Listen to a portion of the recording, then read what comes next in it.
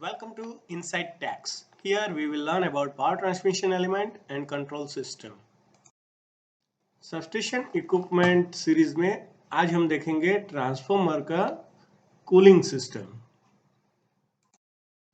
हमने इस चैनल पे बैटरी सेट के बारे में, बैटरी चार्जर के बारे में, सीटी, ब्रेकर, पीटी, कंट्रोल पैनल, 11 केवी पैनल्स, ट्रांसफॉर्मर और ट्रांसफॉर्मर का टेस्टिंग, इन सब के लिए वीडियोस बना के रखे हैं जिसकी लिंक आपको डिस्क्रिप्शन बॉक्स में मिल जाएगी।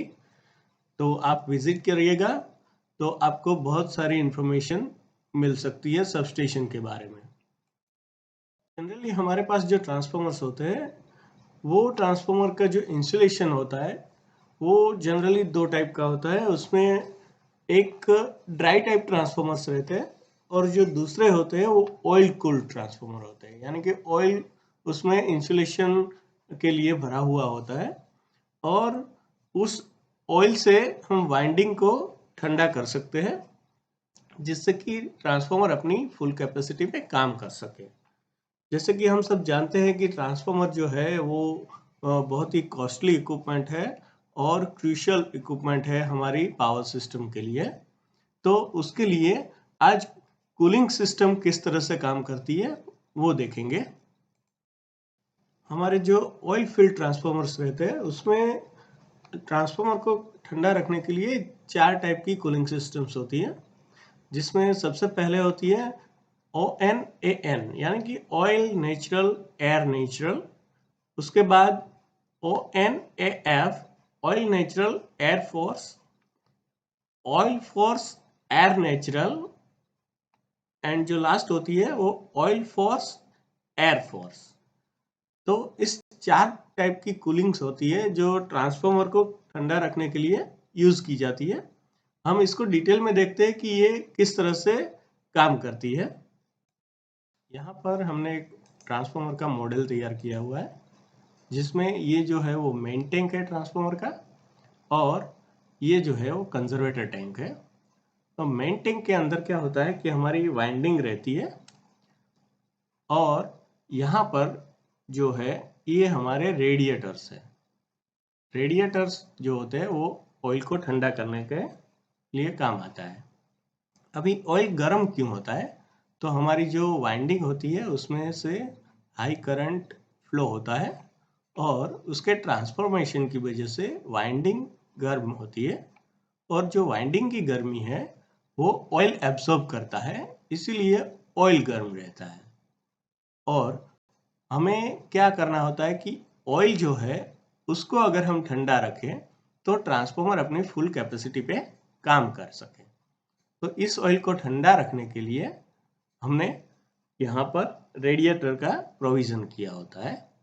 अभी ऑयल का फ्लो किस तरह से होता है वो देखते हैं कि जब भी ट्रांसफॉर्मर का ऑयल गर्म होता है तो गर्म ऑयल जो होता है वो हमेशा ऊपर की ओर जाता है और ठंडा ऑयल नीचे की ओर रहता है।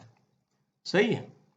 तो अभी ये गर्म ऑयल जो है वो यहाँ पर रेडिएटर में इस पाइप के थ्रू जाएगा और रेडिएटर में क्या होता है कि रेडिएटर में छोटी छोटी फिन्स होती है जो डायरेक्ट एयर के कांटेक्ट में रहती है। यहाँ पर आसपास सभी एयर रहेगी और ये रेडिएटर की फिन्स रहेगी।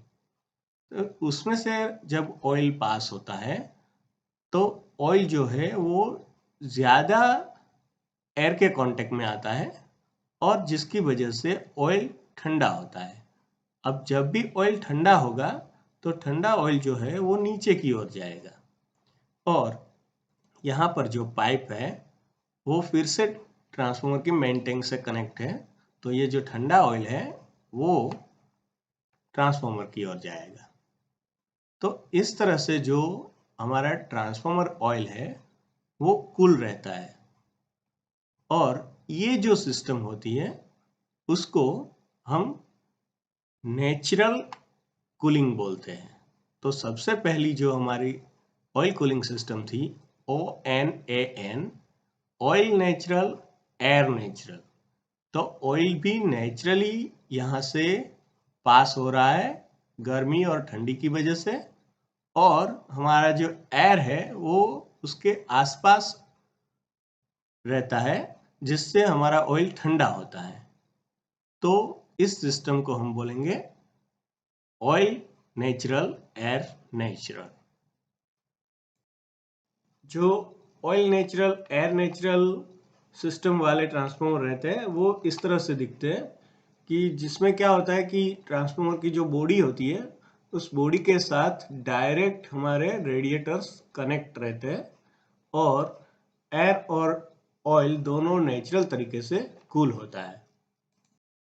यहाँ पर जो हमारा ट्रांसफार्मर है वो oil natural, air natural system से कूल हो रहा है, लेकिन ये जो कूलिंग सिस्टम है वो छोटे ट्रांसफार्मर यानी कि 100 से लेके 500 kVA के ट्रांसफार्मर्स जो होते हैं उसमें ये कूलिंग सिस्टम चलेगा।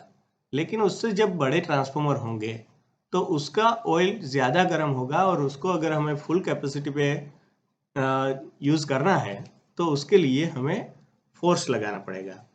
तो उसके लिए हम क्या करते हैं कि ट्रांसफार्मर के जो रेडिएटर्स होते हैं उसके ऊपर हम फैंस लगा देते हैं।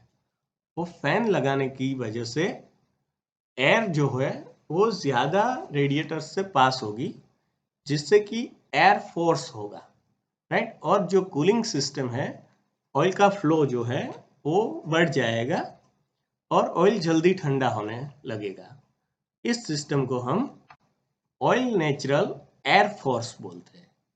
तो इस तरह से ऑयल नेचुरल एयर फोर्स काम करता है। Oil natural air force transformer जो होते हैं वो इस तरह से दिखते हैं, जिसमें भी हमारे जो रेडिएटर्स होते हैं वो डायरेक्ट बॉडी पे लगे हुए होते हैं ट्रांसफार्मर की, और जो हमारे रेडिएटर होते हैं उसके ऊपर फैंस लगे हुए होते हैं, जिससे क्या होता है कि एयर का फ्लो ज़्यादा हो जाएगा और जिससे कूलिंग जो ऑयल का होगा उसकी स्पीड बढ़ जाएगी। उसके बाद जैसे हमारा ऑयल है वो ऑयल नेचुरल चल रहा है, तो उसमें क्या करते हैं कि जो हमारी रेडिएटर होती है उसके बॉटम पाइप में एक पंप लगा देते हैं और ये पंप जो है वो ऑयल को ट्रांसफार्मर की टैंक की ओर भेजता है और ये फोर्सफुली भेजेगा, तो उससे क्या होगा कि ऑयल का फ्लो बढ़ जाएगा और जो फिन्स होती है उसके पास आसपास एयर रहेगी, वो नेचुरल रहेगी और ऑयल की कूलिंग की स्पीड जो है वो बढ़ जाएगी। तो ये जो सिस्टम होती है उस सिस्टम को ऑयल फोर्स एयर नेचुरल बोलते हैं। तो इस तरह से ऑयल फोर्स एयर नेचुरल काम करता है। ऑयल फोर्स एयर नेचुरल जो ट्रांसफार्मर रहता है वो ट्रांसफार्मर हमारा इस तरह से होता है कि जिसमें जो रेडिएटर होता है वो पूरा बैंक अलग से दिया गया होता है और रेडिएटर के साथ पाइप कनेक्ट होती है ट्रांसफार्मर से, और उस ट्रांसफार्मर में बीच में हम पंप लगा देते हैं, ऑयल पंप, जिससे ऑयल शकिंग होगा और ट्रांसफार्मर के अंदर जाएगा। तो उससे क्या होगा कि जो ऑयल का फ्लो है वो बढ़ जाएगा और उससे ऑयल की कूलिंग स्पीड बढ़ जाएगी। उसके बाद जो टाइप ऑफ कूलिंग आता है उसमें जो ट्रांसफार्मर का ऑयल नेचुरली फ्लो हो रहा है और एयर भी नेचुरली हो रही है। तो जैसे आगे हमने दो टाइप के जो कूलिंग सिस्टम देखे उन दोनों को यहाँ पे मिक्स कर देते हैं। तो रेडिएटर के ऊपर फैंस लगा देंगे और रेडिएटर की बॉटम पाइप में अपना ऑयल का पंप लगाएंगे। तो इससे क्या होगा कि जो ऑयल है वो भी फोर्सफुली जा रहा है और जो एयर है वो भी फोर्सफुली जा रहा है। तो इस सिस्टम को ऑयल फोर्स एयर फोर्स बोलेंगे। इसमें सबसे ज़्यादा स्पीड से हमारा जो ऑयल है वो कूल होगा और ट्रांसफार्मर की जो फुल कैपेसिटी है उसके ऊपर ट्रांसफार्मर काम कर पाएगा, जिससे ऑयल का टेम्परेचर भी डाउन रहे और ट्रांसफार्मर अपनी फुल कैपेसिटी पे काम करे। तो जो हमारा oil force air force transformer होता है वो इस तरह से होता है कि जिसमें रेडिएटर के ऊपर फैंस लगे हुए होते हैं और रेडिएटर की बॉटम पाइप में पंप लगा हुआ होता है और ये अपनी 100% कैपेसिटी पे काम करेगा। यानी कि जो बड़े ट्रांसफार्मर होते हैं 100 MVA 500 MVA उसमें ये सिस्टम लगा हुआ होता है। यहाँ पर एक 100 MVA ट्रांसफार्मर की नेम प्लेट दी गई है। तो अपना जो 100 MVA ट्रांसफार्मर है वो 100 MVA कैपेसिटी पे कब काम करेगा वो डिसाइड अपनी कूलिंग सिस्टम से होता है। देखिए यहाँ पर नेम प्लेट पे ही दिया गया है, थोड़ा बड़ा करके देखते हैं। तो नेम प्लेट में दिया गया है कि MVA कैपेसिटी 50, 70 एंड 100 MVA कब। तो यहाँ पे कूलिंग टाइप दिया गया है कि ONAN जब रहेगा, यानी कि ऑयल नेचुरल एयर नेचुरल, तो ये ट्रांसफार्मर 50 MVA कैपेसिटी पे काम करेगा। जब ऑयल नेचुरल एयर फोर्स रहेगा तब ये ट्रांसफार्मर 70 MVA कैपेसिटी पे काम करेगा। और जब ऑयल फोर्स एयर फोर्स रहेगा यानी कि फुल कूलिंग सिस्टम ऑन रहेगा तब ये ट्रांसफार्मर 100 MVA कैपेसिटी पे काम करेगा। और एक नेम प्लेट है जिसमें भी सेम दिया गया है कि ऑयल नेचुरल एयर नेचुरल, तो ये 50% पे काम करेगा यानी कि 50 MVA। उसके बाद ऑयल नेचुरल एयर फोर्स तो 70 MVA पे काम करेगा।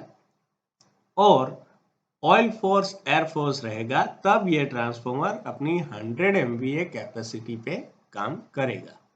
तो इस तरह से कूलिंग सिस्टम जो होती है उस पर डिसाइड होता है कि ट्रांसफार्मर कितने कैपेसिटी पे काम कर पाएगा। क्योंकि हमें ऑयल को ठंडा रखना होता है, अदरवाइज क्या होता है कि ऑयल का जो टेम्परेचर है वो बढ़ जाता है और अपना OTI WTI उससे हमारे ट्रांसफार्मर अलार्म एंड ट्रिपिंग आ सकता है। ठीक है, तो आज हमने जाना कि ऑयल कूलिंग की इम्पोर्टेंस क्या है और नेक्स्ट वीडियो में हम जानेंगे कि ऑयल कूलिंग का जो कंट्रोल होता है वो किस तरह से होता है, यानी कि जो फैन और पंप है वो किस तरह से कंट्रोल होते हैं, उसकी पूरी सर्किट हम देखेंगे।